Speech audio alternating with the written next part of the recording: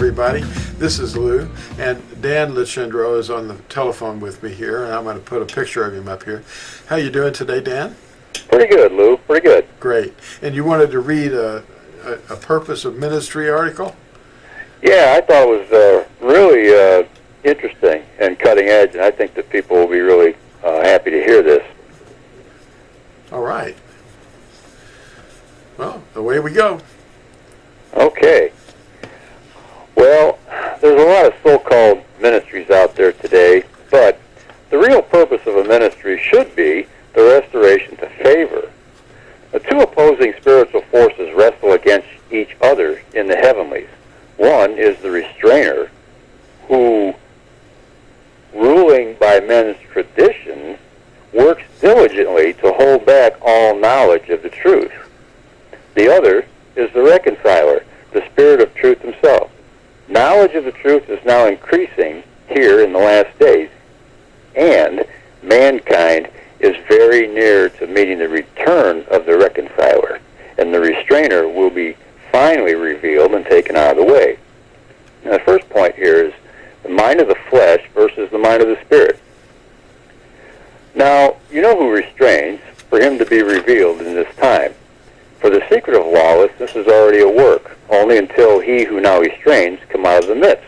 The lawless one is the controller or the restrainer. And then the lawless one shall be revealed, whom Aduni shall consume with the ruach of his mouth, and bring to nothing with the manifestation of his coming. The appearing of the lawless one is by means of the working of Hashatan, with all power and signs and wonders of falsehood, and with all deceit of disobedience in those perishing, because they did not receive the love of the truth, in order for them to be delivered. And for this reason, Yahuwah sends them a working of delusion, for them to believe the falsehood, the fraud, the impostor, in other words, in order that all should be judged who did not believe the truth, but had delighted in lawlessness. 2 Thessalonians here has written that why, that's what it talks about here. So why do they not want to hear the truth? Well, Paul explains why the flesh refuses to submit to Yahuwah's name and Torah. And I quote in Romans 8:4-8. So the obedience of the Torah should be completed in us who do not walk according to the flesh, but according to the Ruach. For those who live according to the flesh set their minds on the matters of the flesh, but those who live according to the Ruach, the matters of the Ruach. For the mind of the flesh is death, but the mind of the Ruach is life and peace. Because the mind of the flesh is hatred towards Yahuwah, for it does not subject itself to the Torah of Yahuwah, neither indeed is it able, and those who are in the flesh are unable to please Yahuwah. End quote. We please Yahuwah when we keep or guard his commandments and choose life through the indwelling and guidance of Yahusha, the Ruach, or Spirit of Truth. He is the reconciler. Yahusha did not come to destroy his commandments, but to destroy the works of the devil. Belief and obedience can only be perfected if they are working together. Now, if we read Daniel 12:3 and 4 here, the second point, knowledge shall increase. It says, and those who have insight shall shine like the brightness of space, and those who lead many to obedience like the stars forever and ever. But you, Daniel, hide the words and seal the book until the time of the end. Many shall diligently search, and knowledge shall increase. Okay, knowledge of what? Okay, knowledge of the Scriptures shall increase. Okay? Now, point number 3, the duty of all mankind. Now, we can read this in Koheleth or Ecclesiastes 12:13 and 14. So let's hear the conclusion of the entire matter. Fear Alahim and guard his commands, for this applies to all mankind. For Alahim shall bring every work into lawfulness, including all that is hidden, whether good or whether evil. The restrainer has kept the whole world from knowing how to be restored to favor with Yahuwah by keeping us from his love commands and living by rules of men, which are the pagan adopted rituals, and ideas. So point number 4 here is restoration to favor. Yahusha is pleading through us. 2 Corinthians 5:14-21. For the love of Mashiach compels us, having judged this, that if one died for all, then all died. And he died for all, that all those who live should no longer live for themselves, but live for him who died for them and was raised. So from now on, we recognize nobody according to the flesh. And if we have known Mashiach according to the flesh, yet now we no longer know him thus. Therefore, if anyone is in Mashiach, he is a renewed creature. The old things have passed away. See, all things have become renewed, and all things are from Yahuwah, who has restored us to favor with himself through Yahusha Mashiach, and has given us the service of restoration to favor. That is, that Yahuwah was in Mashiach, restoring the world to favor to himself, not reckoning their offenses to them, and he has committed to us the word of restoration to favor. Therefore, we are envoys on behalf of Mashiach, as though Yahuwah were pleading through us. We beg on behalf of Mashiach, be restored to favor with Yahuwah, for he made him who knew no sin to be sin for us, so that in him we might become the obedience of Yahuwah. Point number 5 is, the day of Yahuwah is near. The Eretz shall mourn and wither. The world shall languish and wither. The haughty people of the Eretz shall languish.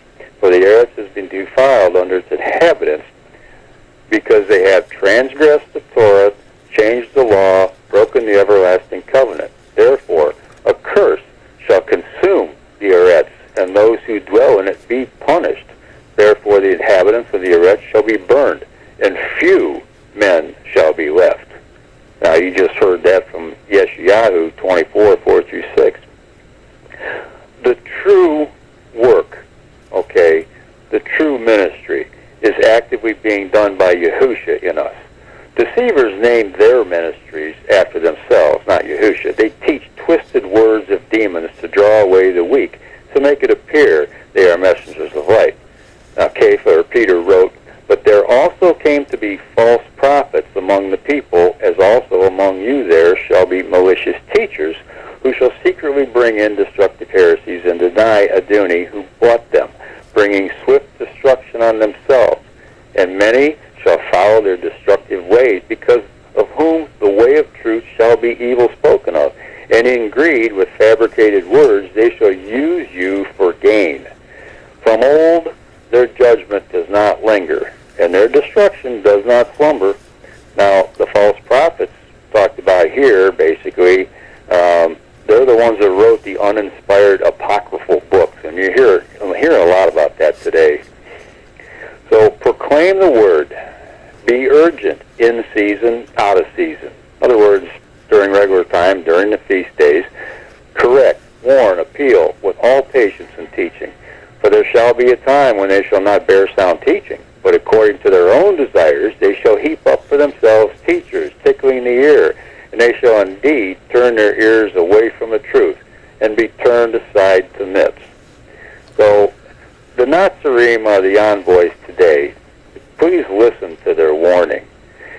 Blessed are those doing his commandments, that they may have authority to the tree of life, and to enter the gates of the city. That's in Revelation 22:14. But belief and obedience are perfected only when together. So, those who title themselves pastors are the source of the lies and myths today, because they were taught in the seminaries. So, my friends, be careful how you listen. Check everything to make sure it's true. I think that really kind of sums it up, don't you, Lew? I do. Yeah, the purpose of ministry is summed up basically at Ephesians 4 also. There's a lot of places, like I said, you could write a book on this subject, but let's read Ephesians 4 in the sections where, the purpose is mentioned. It says, it's for the perfecting of the Kodashim, the saints, to the work of service for a building up of the body of Yahusha, and until we come to the unity of the belief and the knowledge of the Son of Yahuwah, to be a perfect man, to measure the measure of the stature of the completeness of Mashiach, so that we should no longer be children, tossed and borne about by every wind of teaching, by the trickery of men in cleverness, so that the craftiness of leading astray, but maintaining the truth in love, we grow in all respects into Him who is the head, Mashiach, from whom the entire body, joined and knit together by what every joint supplies, according to the working by which each part does its share, and causes the growth of the body for the building up of itself in love. And that's pretty much being ignored. But yeah, it is. It's the people are just looking for somebody to tell them what they want to hear, and give them the pleasantries and smoothness and everything, tickling their ears, and they don't hardly ever read Scripture, and if they do, it's through a lens, and they're not seeing it for what it really is saying. And there's so much of this stuff that's taken out of context by the religionists of the world, and it's really sad. And we got to really study the Word, rightly dividing the word of truth. And we also have to remember that everything ultimately is to give esteem to Yahusha, not a pet doctrine. Nope. Or a leader of a group or anything like that. Yahusha is everything. It's the whole point of our living. He put the breath in the first man, and it's still in his progeny. We're the offspring of Adam, and now we've received the Ruach HaKodesh, which is the Paracleta, and he helps us. He comes alongside us, and it says, this is the way, walk in it. There's a voice behind you. That's Him. He's your conscience. And we're living and growing and improving. And we're getting better and better. And the world is getting worse and worse. And there's a big divide between us. But that's how we sharpen each other. We remember these things. I know you know. Yeah. Paul wrote, I think Luke wrote over 40% of the Natsarim writings, but it's all one scripture. Everything is the appeal. It's all the appeal of Yahusha in us to come back to His garden and abide in the vine. He's the vine, we're the branches, so we're all one, and we share the same lifeblood. The fruit of the vine is produced by Him in us. Right. Yeah. Yeah. Well, and the foundation of everything is you have to know who Yahusha is. Yeah. And there's so many people that are misguided by their teachers. They think that He's a separate being from His Father, and it's like no, that's that Trinitarian nonsense, or what do they call them? The people that believe in two. Everything's a Father and a Son, a Father and a Son. It's like they're two separate beings, and it's like, no, not really. No, He's the one. Yeah. Because Yahuwah says so many times, there's besides me there is no deliverer. I know none. So it's like, okay, the Scripture's pretty clear on that, but they don't seem to ever read those texts. It's Yahusha pleading in us, through us, to be restored to favor with Him by obedience. That's the key to the whole thing. Start obeying His commandments. That's right. Yeah, and be the bride. How are you going to be the bride if you're not obeying His commandments? That's true. You can't. Yeah. Well, thank you, Dan. That was wonderful. Any other thoughts? Well, it kind of just really struck me there. I think if people get this tract for themselves and just kind of read it and read it over a few times and just look up the Scriptures and just really let it sink in. Don't be led astray by what is being taught from pulpits, because yes, there's some truth there, but there's also some twisted things that you really got to be careful of. So we need to be discerning, and we need to check everything like the Bereans used to.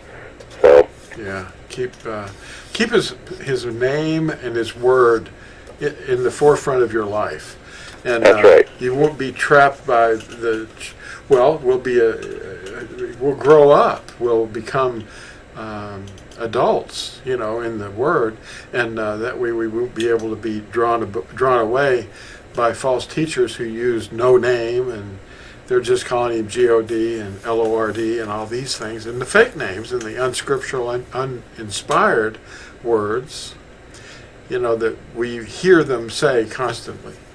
Yeah, especially the ones that are less than 500 years old. Oh, yeah.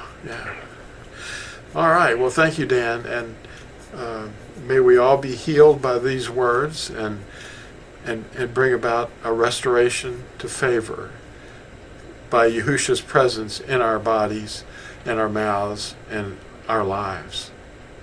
Thanks for watching, everyone. We'll see you in the next exciting episode. Bye.